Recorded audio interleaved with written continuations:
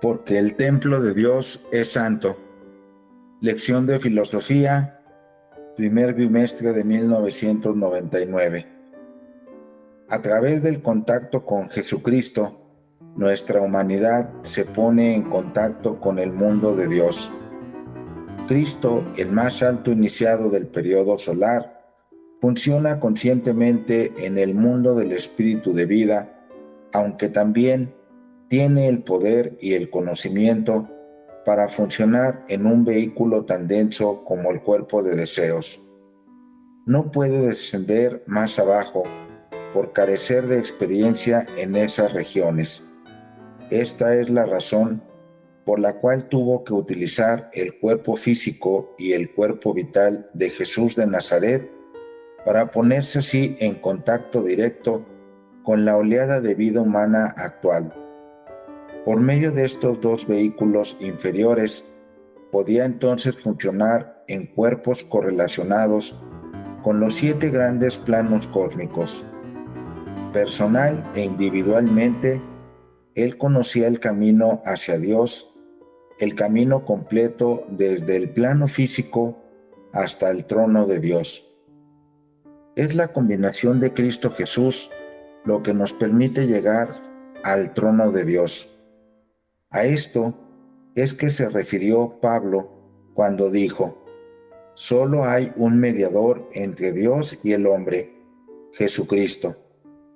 Cuando Pablo recibió su primer despertar en la vida cristiana, no conocía a ninguno de los discípulos de Jesús, aunque era un declarado enemigo de todo el que enseñara las verdades dadas de Jesús a los gentiles. Saulo, quien luego se llamó Pablo, había liderado el movimiento que apedreó de muerte a Esteban. No satisfecho con esta persecución, también generó el caos en la iglesia y quería una carta del sumo sacerdote de la sinagoga que le otorgara una mayor autoridad para perseguir a los cristianos. Pero el rumbo a Jerusalén, cuando llegó a Damasco, le ocurrió algo que es de vital importancia para todo cristiano. El fundamento mismo de la iglesia se basa en esta importante experiencia. Pero cuando ya se encontraba cerca de la ciudad de Damasco, una luz que venía del cielo brilló de repente a su alrededor, y Saulo cayó al suelo, y oyó una voz que le decía: Saulo, Saulo, ¿por qué me persigues? Saulo preguntó: ¿Quién eres, Señor? La voz le contestó: Yo soy Jesús, el mismo a quien estás persiguiendo. Hechos 9:3-5. En unos pocos momentos y por medio de las palabras de alguien invisible, este enemigo declarado de Jesús y su más recalcitrante persecutor fue convertido en un amigo. Ocurrió un completo cambio desde la oscuridad espiritual de la intolerancia hacia la maravillosa luz de unidad en Cristo. Este es uno de los grandes milagros de la Biblia, porque gracias a este maravilloso cambio del brutal Saulo en Pablo, el compasivo amante de la humanidad, el hombre ha recibido una indecible guía espiritual. Luego Jesucristo, Pablo permanece como un pilar, el fundamento sobre el cual descansa la enseñanza cristiana. Pablo le inyectó al trabajo cristiano el mismo celo que tenía cuando perseguía a los seguidores de Jesucristo, porque él no podía andar a medias, él no podía ser tibio. El hombre o la mujer que busca la verdad o que trabaja de manera indecisa nunca realiza nada que valga la pena, y esto es válido en cualquier camino de la vida, bien sea en el campo de los negocios, social o religiosos. El tibio siempre es puesto contra la pared, mientras que el hombre que se entrega de corazón completo a su trabajo es el que triunfa y se convierte en un maestro arquitecto.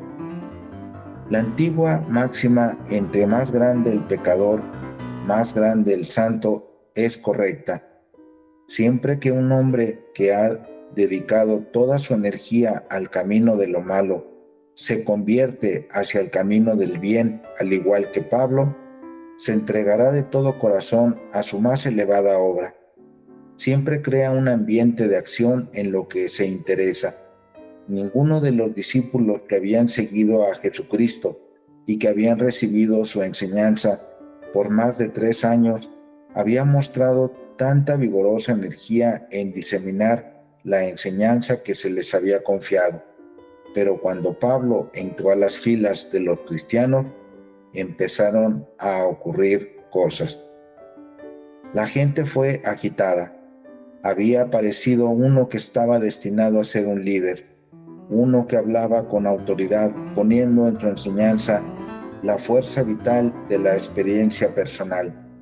Él era un maestro arquitecto, un iniciado destinado a ser un canal para construir un magnífico orden espiritual como nunca se había hecho antes y que se iba a diseminar por todo el mundo. En el segundo capítulo de la primera de Corintios, Pablo humildemente dice a sus seguidores que él no viene con excelencia en el hablar, que él está decidido a no mostrar lo que aprendió en Tarso, que él no venía a dar discursos con palabras deslumbrantes, producto de la sabiduría del hombre, sino a una demostración del Espíritu de Dios y de su poder. Él continúa diciendo: nosotros hablamos de la sabiduría de Dios sin usar palabras sabias ni elevadas.